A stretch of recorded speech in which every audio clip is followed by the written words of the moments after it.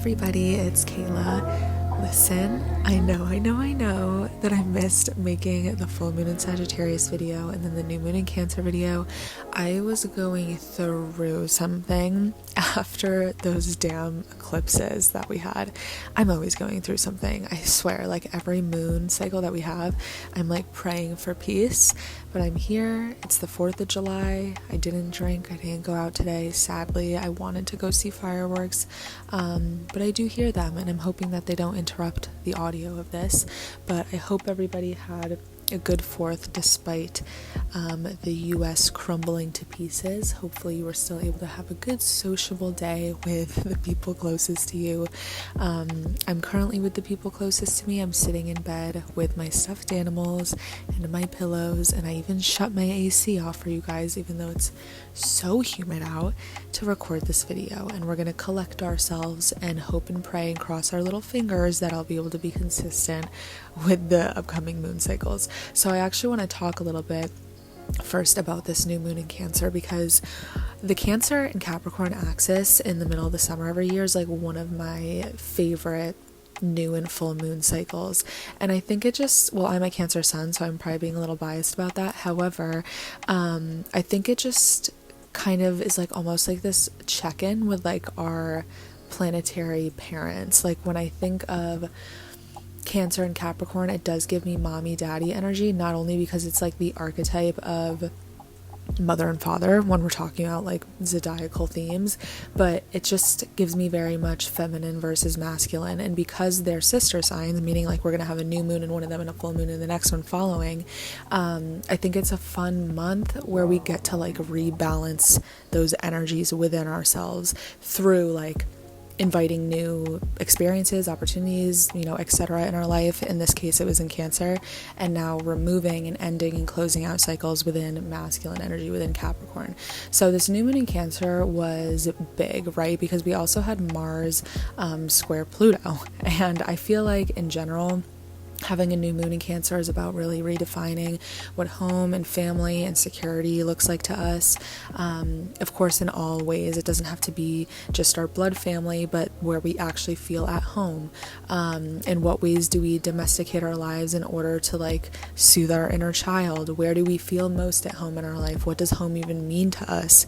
All of those themes, I think, are very cozy and comforting. However, with that Mars and Pluto square, it was kind of this decision point of like needing to choose yourself and choose that new definition of home and family and security, regardless of who it's going to piss off. Because Mars square Pluto is like, we have the planet of war, right? The planet of action, of passion, of drive, of being like internally ignited with wanting to go after something, and then Pluto being the transformation, the uprooting, the absolute death and rebirth of a cycle, and then those two things kind of having friction within each other.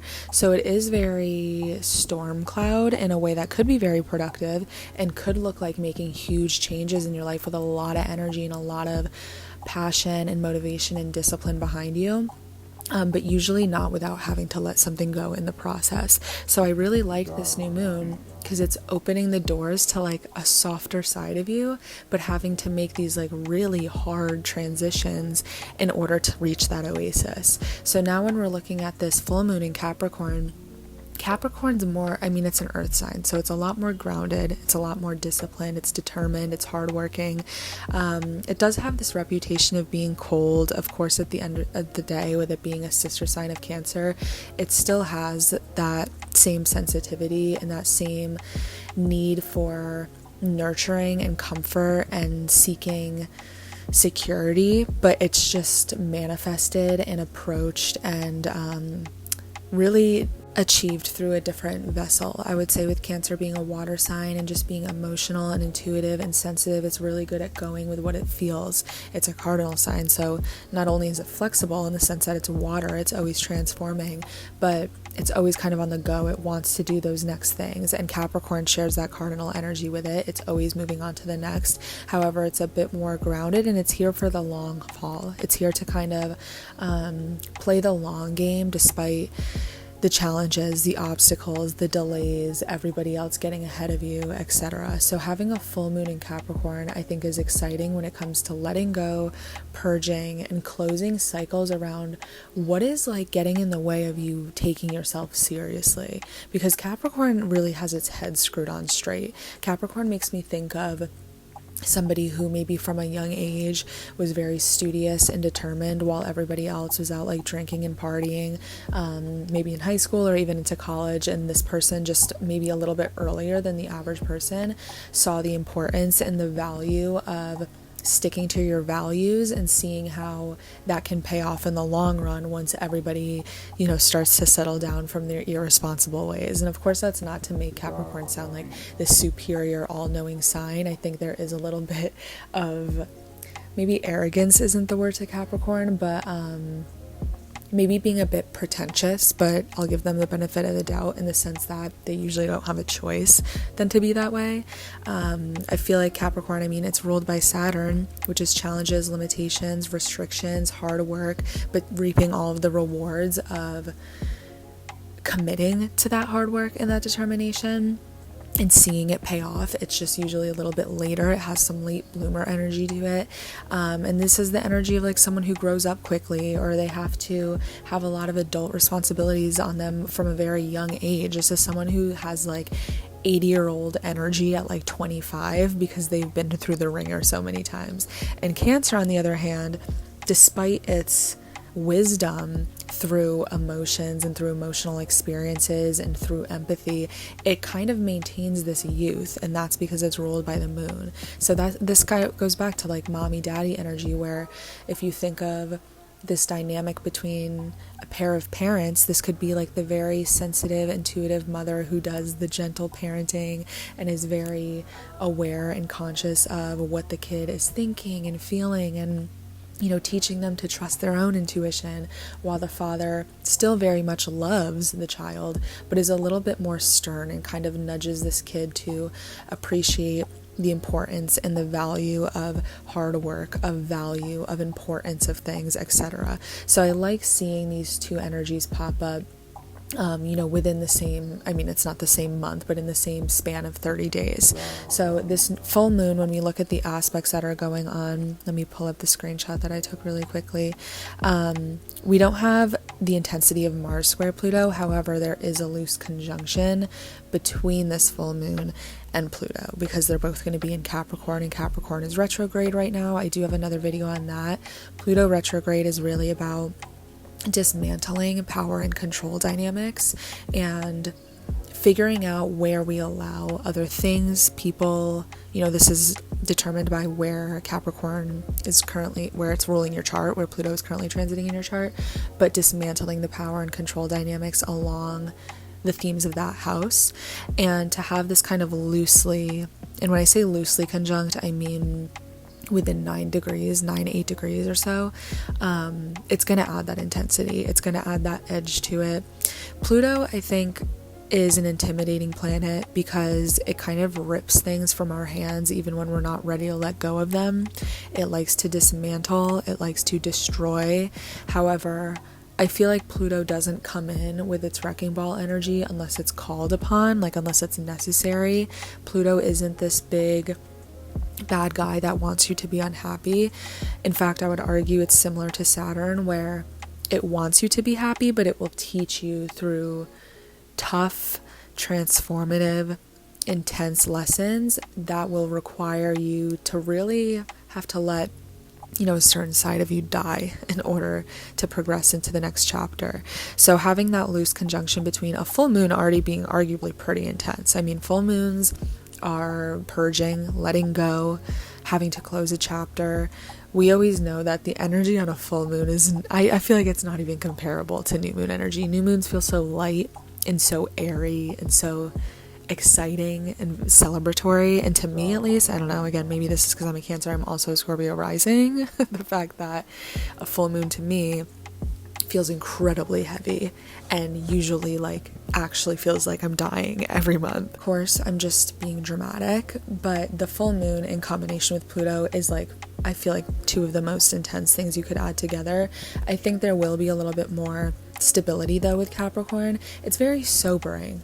Like, this makes me think of someone being like, okay, no more games, like I'm done playing around, it's time for me to like actually put my head down and get serious about building a foundation. Otherwise I'm like never gonna get my shit together, for lack of a better word. That's kind of the vibe that I'm getting from this. If we're looking at some of the tighter aspects that are going to be happening, we're going to have Venus trine Saturn. Venus is in Gemini and Saturn is in Aquarius. So Venus is pleasure, right? It's simple. It's the planet of love, money, beauty, pleasure, indulgence, temptation. It's not always pleasure in the most innocent way. It can sometimes look like, oh my god, where we are overindulging or being a little bit excessive. It's not excessive in a way that's similar to Jupiter doing the most or blowing things out of proportion or being very boastful. I would say it's excessive in a way of being frivolous or adding things to your plate that aren't quite necessary. For example, like being in a committed relationship but having some promiscuous little things on the side because of the temptation, and that's not the good kind of temptation. But Venus in Gemini is about options. It's about juggling. It's about having different avenues and different mediums and different vessels that you can juggle and figure out how you can get what you want through those different options that you have. And Gemini is ruled by Mercury. Mercury is the planet of communication, speaking, talking, writing, using your voice. We also have Aquarius in Saturn in Aquarius, which is again a little bit more sobering. It's a little bit more focused on what's right in front of us rather than dressing it up to be something nicer or dressing it up to be something romanticized or different than it is. It's really focused on what is right in front of us and grappling that. So to have a trine between Saturn and Venus is something that's more so working in our favor, because you're taking the planet of like commitment, determination, hard work, and combining that in a very harmonious way with that pleasurable planet. So things like love and finances, it's putting a nice spotlight on the things that we do desire. It's putting it front and center stage, but it's not waving it over our head and just tempting us with it. It's saying this is fully available to you, but there's a few things that you're going to need to do in order to get there. And if you don't take these things seriously, you can't expect yourself to get, that beautiful end result. So to have a trine between the two is very harmonious. This is something that we like to see. It is going to be at 24 degrees, which is a Pisces degree.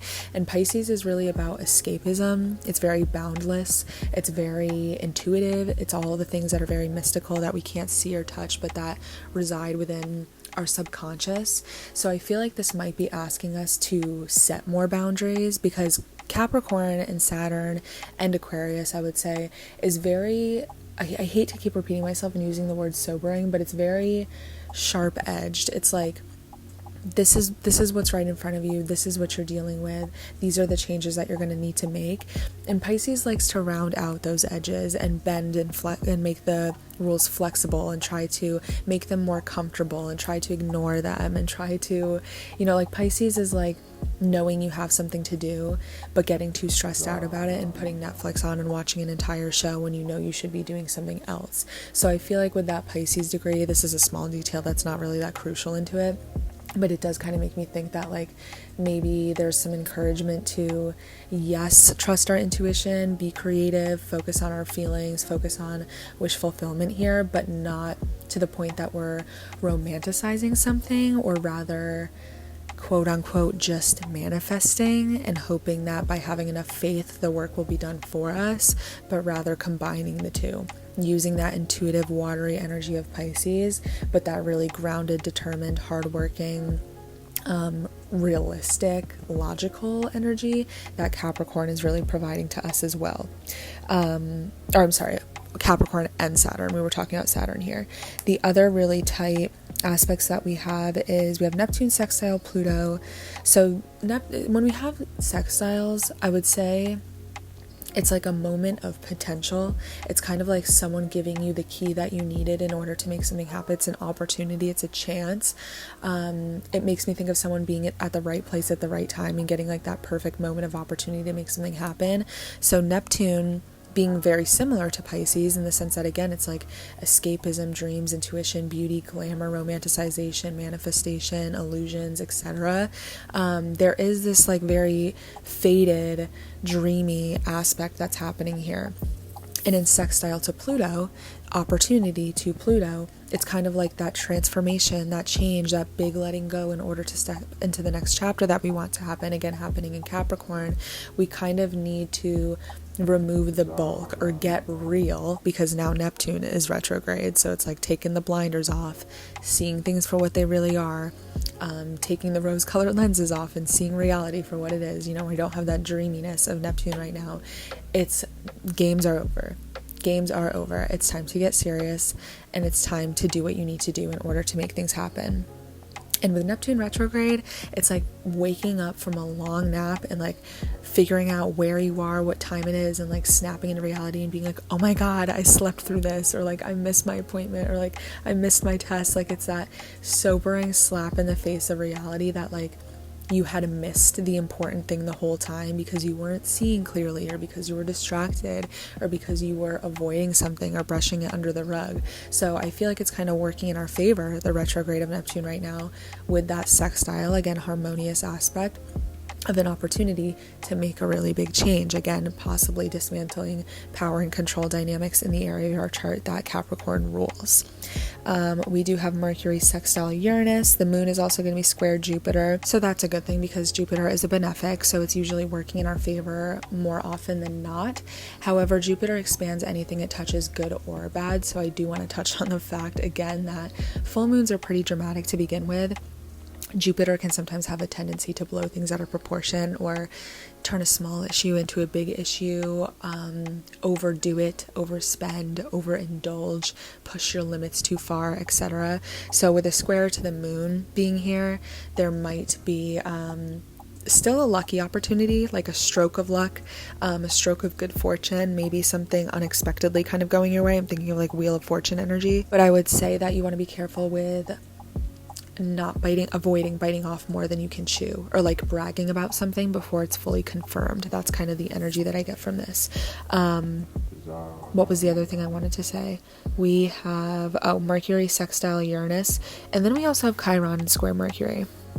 So I feel like a lot of the times, and it's 0 degrees, so it's exact, I feel like a lot of the times Chiron doesn't get the recognition it deserves when it's active in the sky, because like we can have a bunch of very beautiful transits happening, but if Chiron is placed in a very conflicting manner, that Chiron can rain on the whole parade.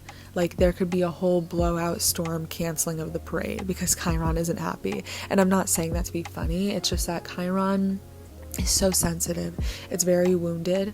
And when Chiron gets triggered, it's like this reawakening or the picking of a scab that we thought was healed. And once the wound is opened again, it's like pouring salt in it and it's stinging, and like you being reminded and pulled back to that sensitive moment, headspace, time frame, version of yourself, etc. And kind of like, I would even argue maybe self-sabotaging and just completely ruining what's right in front of you because of something that could have happened a long time ago. And it doesn't even have to be time-based. It could simply just be an insecurity becoming much more prominent through an environment or a situation that triggered it. And the reason I'm mentioning this is because Chiron is square Mercury at 0 degrees during this full moon. So Mercury, again, being communication, the planet of speaking, talking, writing, conversations that you have with people, text messages, emails, the tone of voice that you use when you're in an argument, the ideas and the plans that you have around this time. To have a square to Chiron is kind of like this sensitivity or chip on your shoulder, maybe being this undercurrent that's happening within these conversations and within these situations and within these thought processes and ideas. Like you want to be consciously aware that the things you're saying and doing are coming from a place of authenticity in the present moment rather than a place of being wounded or insecure or acting from a place of fear. Because with Mercury sextile Uranus, so we have the square to Chiron, and then we have a sextile to Uranus. Again, sextiles are an opportunity. And Uranus is very unexpected. Again, like Wheel of Fortune energy, it's so unstable, it's so unpredictable. It has an exciting, like eccentric unpredictability to it, but sometimes it can be you know, the unpredictability of like a tornado suddenly coming through. Like, it's very chaotic and destabilizing. So with a harmonious aspect to Mercury, this could look like good news coming through. However, it could be maybe not good news in the sense of like, oh, here's this dream job you've always wanted, or here's this really big unexpected sum of money, but rather that maybe you had been very fearful about something recently. Maybe you've been insecure. Maybe you've been getting this inkling that your partner is cheating on you, and Uranus could be that unexpected, shocking piece of information that isn't exciting and fun to hear, but is validating to now grasp and be like, I knew it. Now I have something to prove this. Now I have something to validate this. And that's not to say that Chiron needs to be validated, because a lot of the times, more often than not, even astrology aside, the stories we tell ourselves in our head are never true when they're coming from a wounded place. Like, nobody likes me, nobody ever cares about me, no one truly loves me, things never work out for me, I'm never going to be successful. Like, all of those things are very limited beliefs, but I feel like there's something here where there's an unexpected moment, communication, piece of information, like expression, something like that, that might be exciting or might be good news or might just be news in general, piece of information, but it might trigger that wounded area where we're like, oh my God, I didn't realize that was still so painful to me. It's so painful for me to accept or to hear or to relive, etc. But I feel like the aspects that we have are more positive than negative. The only thing is that Mercury is going to be combusted by the sun. It's going to be under the light of the sun. So when this happens, there's a big, like, I wouldn't say theory, but there's a phenomenon around planets being combust, meaning that whenever they're close in degrees in conjunction to the sun, they're getting burned by the sun. And the sun is our ego. It's very, I don't want to say superficial, but it's like surface level. It's what we look like. It's the ego that we're comfortable displaying to the world around us. And to have that active in the sky as well, that makes me think that not that an information or a conversation coming through is going to be more harsh, but rather that what happens now might not be beneficial in the moment, and it's like information that might be better held off for later or saving it for later.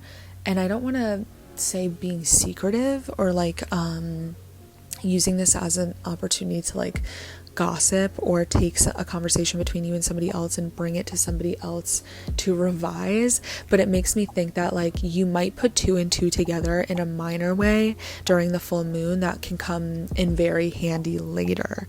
And we also have a full moon, or I'm sorry, we have a new moon in Leo at the end of July, and that's going to be like drama with the girls. So I feel like what happens with this full moon will be the intensity, the exposure, the coming to light of information. And I when I say information, by the way, I don't mean like, it doesn't have to be this big, like somebody found X on the spot of the map and they pulled something out of the dirt that was this big family secret. Like, it doesn't have to be something so intense, right? But it could just be something that you've been thinking about for a few months now and it finally makes sense, or something that you've been suspicious about for a few weeks and putting two and two together, or wanting to really make something happen and now you finally have the opportunity to do that. Like, it doesn't only have to be limited to words and text messages, but rather like the details of our everyday life. Mercury is literally all of the details that keep the well-oiled machine running on what our everyday life looks like.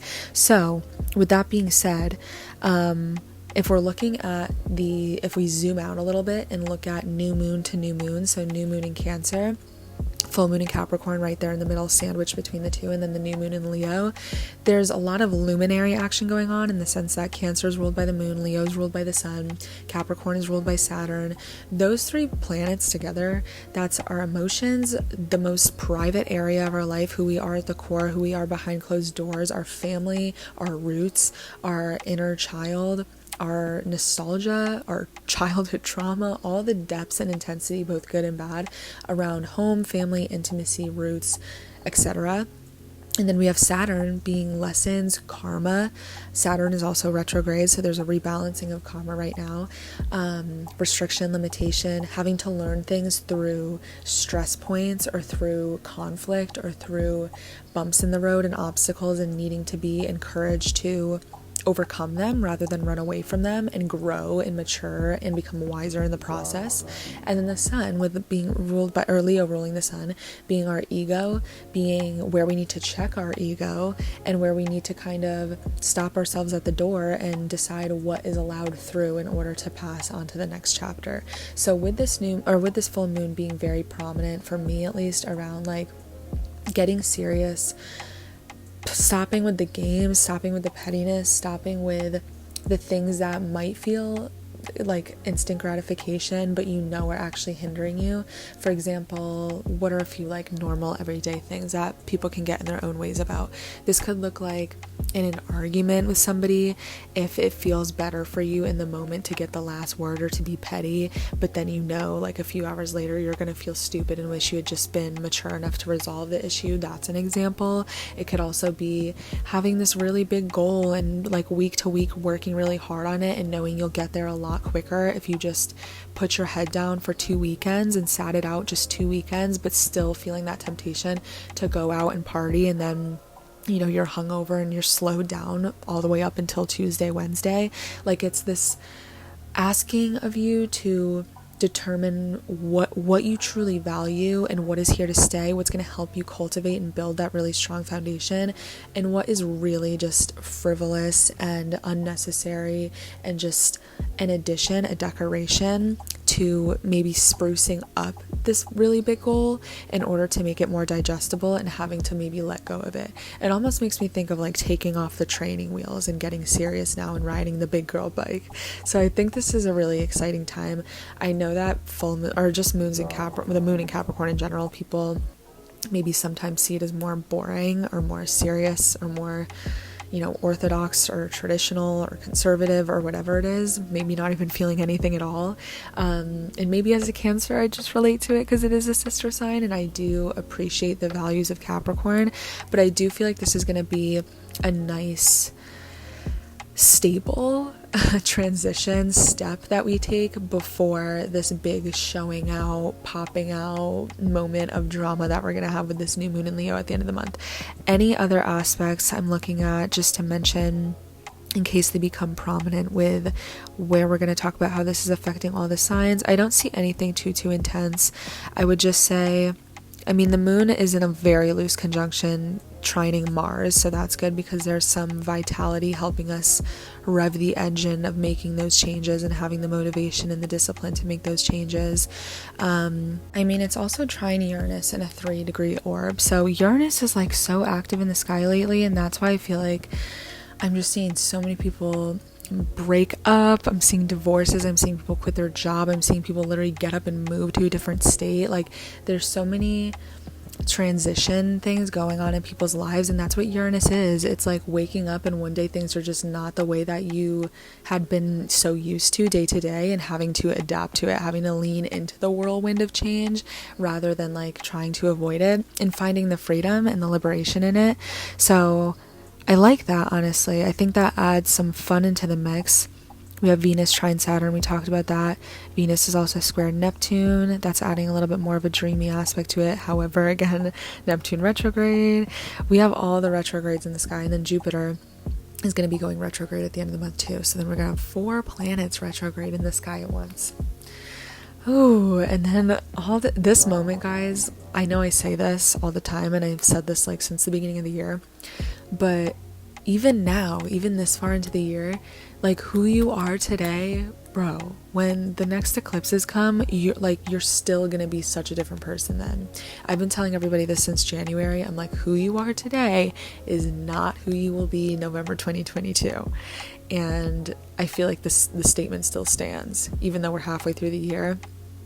I feel like who we are today is not who we're going to be in a few months. I feel like there's so much change and intensity and recalibration and coming back to the drawing board, especially with all the retrogrades in the sky, where it's just like we're going to end up in such a different landing spot than we planned. And that can be a beautiful thing. I'm not saying that in a bad way at all. I'm saying in a way of inviting intensity, transformation, detachment, karma, and letting go into your life, because it's going to sweep you exactly to where you need to be, rather than desperately trying to, control and dominate where you want to be, because you know, at the end of the day, if we got everything we wanted, we would probably hate it, let's be real. But let's get into how this is going to affect all of the signs. I'm thinking, I do feel like this new moon in Cancer was really pivotal, so even though I didn't make a YouTube video for it, I think I'm going to make like an in-depth Patreon post about it. That way you guys can look back on it. I don't know, maybe I'm the only one who does this, but like I constantly look back, even if it's like a month, 6 months, a year, usually a year, to see where I was like the last time this transit happened, and I'm always like mind blown making the connection. So if you want context of how this, you know, moon is going to affect you, literally just look back to about a year ago in order to kind of see where the last new or full moon was, and see what themes were going on for you, because it's going to be in the same place as your chart. Obviously the transits are going to be different, but it's probably going to be similar in the sense of like the things you're dealing with. And I feel like it's a really good benchmark to see where you're growing, maybe where you're still getting in your own way. It's a really good calculator for growth. But let's get into all of the signs. Again, as always, please go by your rising sign. It's going to be the most accurate. And if you need help figuring out what your rising sign is, I'm going to have a little resource for astro.com in the description below. And there's timestamps in the comments as well. Aries risings, this full moon is happening in your 10th house of career, success, accomplishments, public image, reputation. You might have your midheaven here, which is your reputation as well, and really leading your legacy. So this is happening in one of your cadent houses, which is arguably more potent, or it's going to be hitting you a little bit harder. And this is going to be big endings, wrapping up ofs or closing of chapters around maybe the industry that you work in, or the position that you have, or a career goal that you're finishing up on. And then you're also going to have Saturn trine Venus, supported structure and foundation building between your 11th house versus your 3rd house. So friends, community, social media, manifestation, the people you surround yourself with, the groups that you're a part of, versus everyday things, people, environment, routines, and the content that you consume. So the 11th house is really groups that you belong to. It's communities. It's feeling like you're a part of the collective. It's kind of like the audience or the followers, or you know, the people that pay attention to you and kind of see you as a leader, versus your 3rd house, which is communication, using your voice, speaking up, conveying your ideas and your beliefs, talking to people, speaking to people, but also your immediate environment. So how you can really affect like the neighborhood that you live in, or the community that you're a part of, by using your voice. Taurus risings, this full moon is happening in your 9th house of knowledge, perspective, travel, really broadening your horizons, looking at things from a greater perspective, learning through experience, maybe going back to school, endings, closing up of chapters, wrapping up around things that kind of require you to either get out of your comfort zone or travel, whether that's physical travel, like literally traveling out of state, out of the country, or traveling in the sense of like, you know, broadening your opportunities or your perspectives on things that aren't so typical to like your usual sight.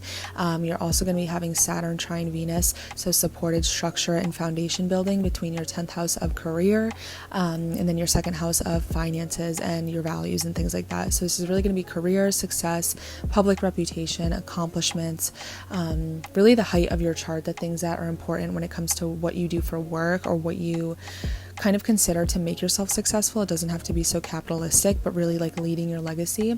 And versus your 2nd house, which is your self-worth, your finances, how you store your money, and also your possessions and your values. So there might be a lot of success or supporting harmonious energy between your career and that allowing you to make more of an income, or something that you do for work allowing you to put a mortgage on your 1st house, etc. Gemini risings, this full moon is happening in your 8th house of shared investments, investing in yourself, transformation, endings, death and rebirth process. So this is going to be a big closing chapter for you, especially because this is in one of the more intimate areas of your chart, where we tend to hide shame or hidden information or secrets, things that are just very shadowy for us, maybe things that we intentionally try to hide, and having a transformative ending within that. And then you're also going to have Saturn trine Venus, so supported structure and foundation building between your 9th house versus your 3rd house. So traveling, education, beliefs, philosophy, broadening your horizons, looking at things from a greater perspective, versus your immediate environment, everyday routine, people, content consumption, short trips, etc. So we're kind of looking at like long trips versus short trips, your broadening your horizon versus staying in your comfort zone, looking at things out of the box from a bigger perspective versus sticking to what's comfortable and what you're used to. There's a big axis here between maybe learning something new, going back to school, communicating or looking at things in a bigger way rather than, sticking to what's just comfortable with you. Or I would say, in fact, because it's a trine, they're supporting the two. So it could look like you making a transition from like a smaller level of something and graduating to the greater level of it. Maybe it's a promotion of some sort. It doesn't have to be work related, but rather graduating to the next step, the next perspective, the next level, etc. Cancer risings, this full moon is happening in your 7th house of relationships, contracts, commitments, partnerships, business partnerships as well. So endings or closing of a chapter, closing of a cycle within those themes. And then you're also going to have Saturn trine Venus, so supported structure and foundation building between your 8th house versus your 12th house. So shared investments, hidden or repressed feelings, transformation, things that are going to be really intimate with you in the sense of how you associate with maybe parts of yourself that you try to hide or that you're ashamed of, but also what you feel you owe or you're obligated to share with other people, as well as that being supported by things like repressed feelings and transformation and subconscious, being in solitude, being alone with yourself, escapism, self-undoing. This is really a lot of support in a very mystical way because it's between arguably the two most very mysterious houses of the chart. So the 8th house of transformation, death and rebirth, having to really let go of things, as well as the 12th house being letting go on a deeper level, closing chapters, needing to face things head on rather than running away from them, and having to be okay with the fact that sometimes we need to do the work internally first in order to see an external result. Leo risings, this full moon is happening in your 6th house of health, work, routine, pets, the ways that you take care of yourself and the actual labor that you do for work. So possibly endings, closing of a chapter, or purging in this area of your chart, being able to kind of walk away from something. And then you're also going to have Saturn trine Venus, so supported structure and foundation building between your 7th house versus your 11th house.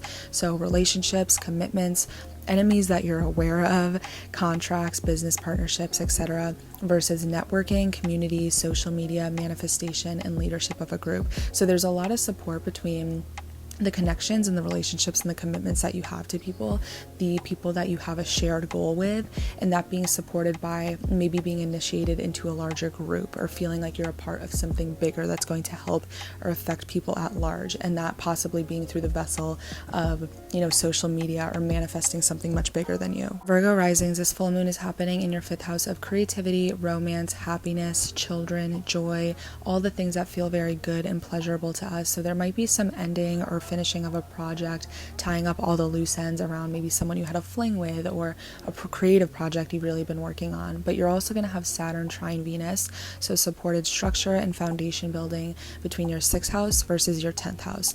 So work, labor, health, pets, your everyday routine, how you take care of yourself, the little details of your everyday life and how that amounts to a larger goal, versus your 10th house of your success, your reputation, your career, your accomplishments, the legacy that you lead.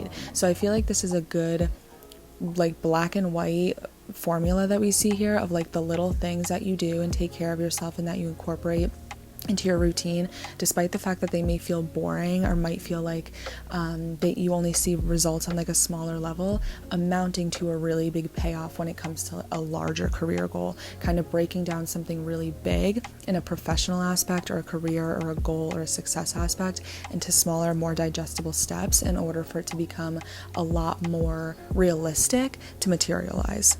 Libra, the full moon is happening in your 4th house of home and family, domestic matters, mom, your private life, property, your living situation. And you're also going to have, so there's going to probably be endings or closing of chapters or tying up loose ends around those themes. It could look like moving into a new house, maybe moving out of a house, like a lease ending, possibly creating boundaries or closing a chapter when it comes to a familial relationship. But you're going to have Saturn trine Venus, so supported structure and foundation building between your 5th house versus your 9th house. So pleasure, romance, creativity, children, sex, things that are very pleasurable and fun and joyous for us, your inner child, versus the 9th house of travel, education, perspective, knowledge, and experience. So these two things are supporting each other, and I would argue that these are two of like the most fun houses in the chart, because you're dealing with the house of creativity, fun, pleasure, things that really light up your inner child, versus things like going on vacation and traveling and learning something new and expanding your mind, broadening your horizons. So I feel like there's something that might strike a chord of creativity or inspiration that's going to allow you to kind of look outside the box and experience something new. Scorpio, this full moon is happening in your 3rd house of communication, short trips, routine, your everyday, environment, the people around you, the car that you drive, the places that you go, the content you consume. So there might be some sort of ending here where like there's a thought process or a belief that you tell yourself every single day, or like some sort of storyline that you live by that's coming to a close, and it's probably something that was hindering you more than supporting you. And this could look like an end to communication with somebody. It could look like switching up or moving out of like an environment that's super familiar to you. But you're also going to have Saturn trine Venus, so supported structure and foundation building between your 4th house of home, family, domestic matters, security, private life, even your living situation, versus the 8th house of things that are, more transformative, shared investments, endings, things that are maybe darker for you, or things that you try to hide from other people. So this is really intimate for you, because not only is this like combining a part of one of your cadent houses being the 4th house of like the very intimate area of our chart, home, family, who we are at the core, but there being this support from the more darker, deeper, transformative depth of the 8th house.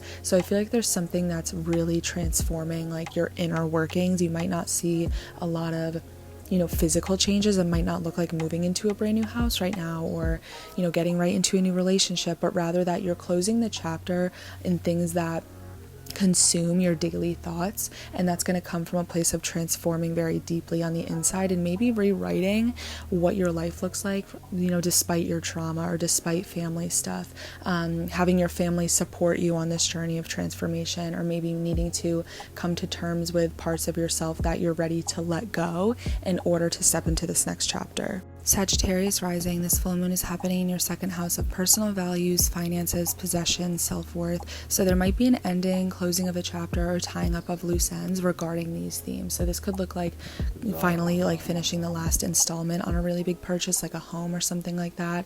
It could look like you coming to terms with maybe something that you valued that's not nearly as important to you anymore, or an ending around some sort of budget or income situation. You're also going to have Saturn trine Venus, so supported structure and foundation building between your 3rd house versus your 7th house. So your everyday environment, people, places, things, communication, short trips, even your content consumption, versus your relationships, commitments, and contracts. So this makes me think that there's like a supported opportunity to maybe like literally go on a short trip with somebody that you're dating, or with somebody that you're committed to, or something like that, or having open communication with them.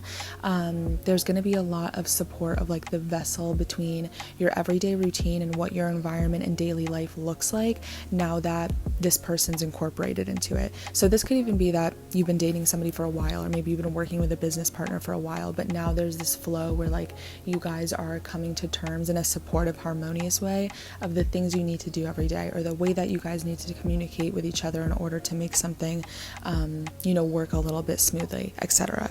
Capricorn rising, tell me why I literally recorded this entire video and I'm editing it and I forgot to do your sign when you're the whole main character here.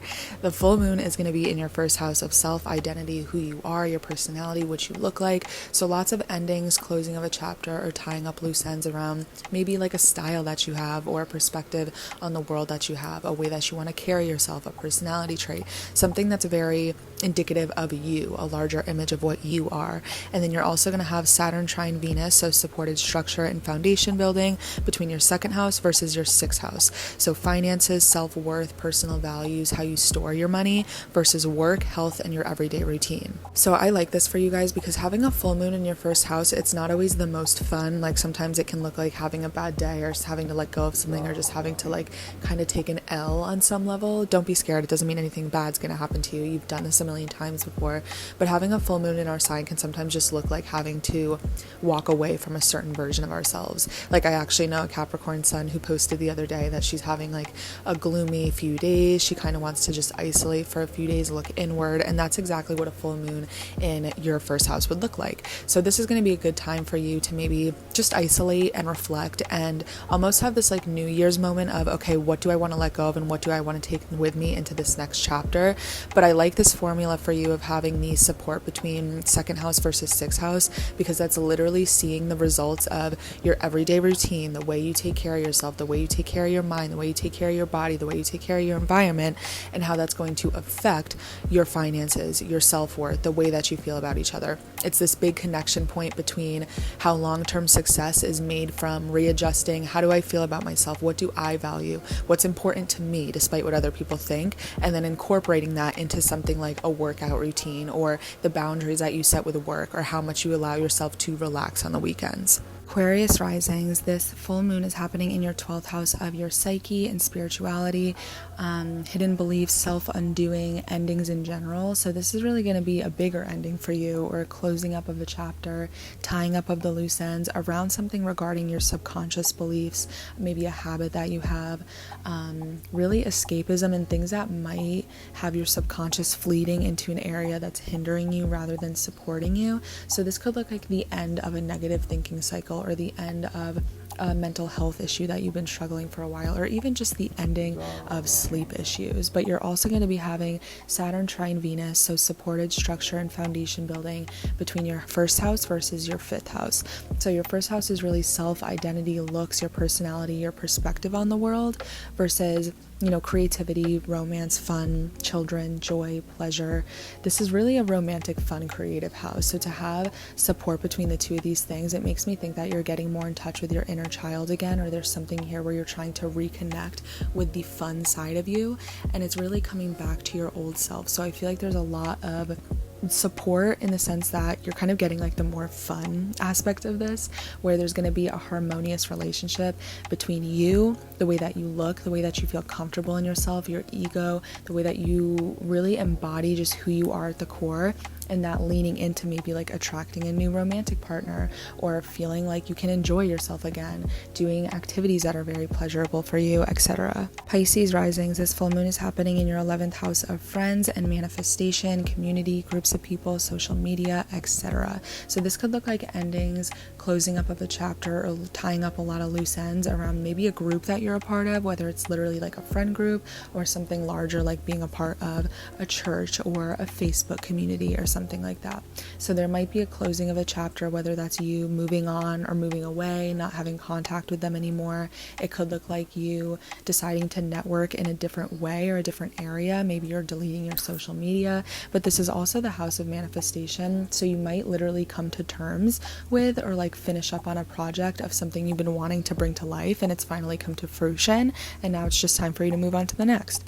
But you're also going to have Saturn trine Venus, so supported structure and foundation building between your 12th house versus your 4th house. So things like sleep habits, your subconscious beliefs, your hindering fears, things that kind of keep you stagnant, versus home, family, security, property, and domestic matters. So this is kind of intimate for you, just because we're touching on the mystical area of like your mind and your subconscious, and like the way that you're programmed to think and feel, versus your roots and where you come from. So there's a big connection here between your childhood, maybe trauma you have, things that are very prominent to like who you are at the core, but that being in a very harmonious, supportive relationship to things that are going on the inside, things that you're thinking about before you go to sleep, things that you might dive into escapism with. So I want to see a positive relationship for you between ways that you can like rewrite your story in a positive way and start to manifest a lot stronger by letting go of the dead weight of things that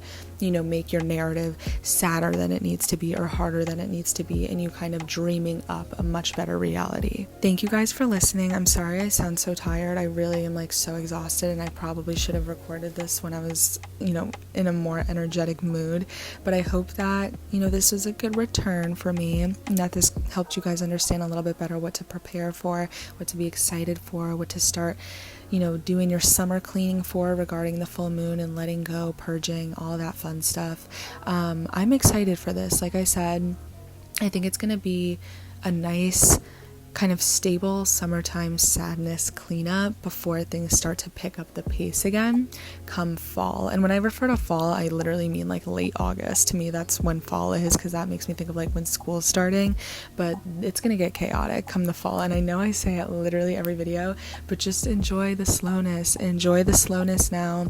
All these retrogrades are trying to make you backtrack and reverse Uno and double assess all the steps that you're taking and allow you to readjust before all the intensity comes with the eclipses, everything going direct. Shit's gonna hit the fan in a very exciting way. I'm not trying to scare you, I want you to get excited for it.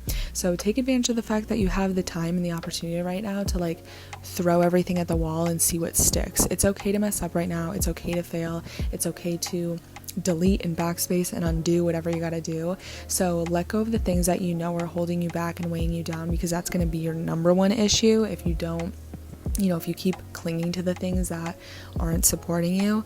And then again, come that new moon in Leo, it's going to be an exciting, dramatic, creative, fun-loving, borderline childish in the best way possible type of energy that's really going to replenish us with the youth that we need after this very sobering Capricorn full moon. So I hope this helped you guys. Follow me on Instagram, I post more on there. Follow me on TikTok as well. I don't always post astrology stuff on there, it's more so like me and my social commentary and my opinions. But I love you guys so much. Thank you for listening. If you have any questions or you need me to elaborate on anything or you're confused, just drop a comment and I'll help explain it to you. Love you guys so much. Thank you for listening, and I'll see you in the next one.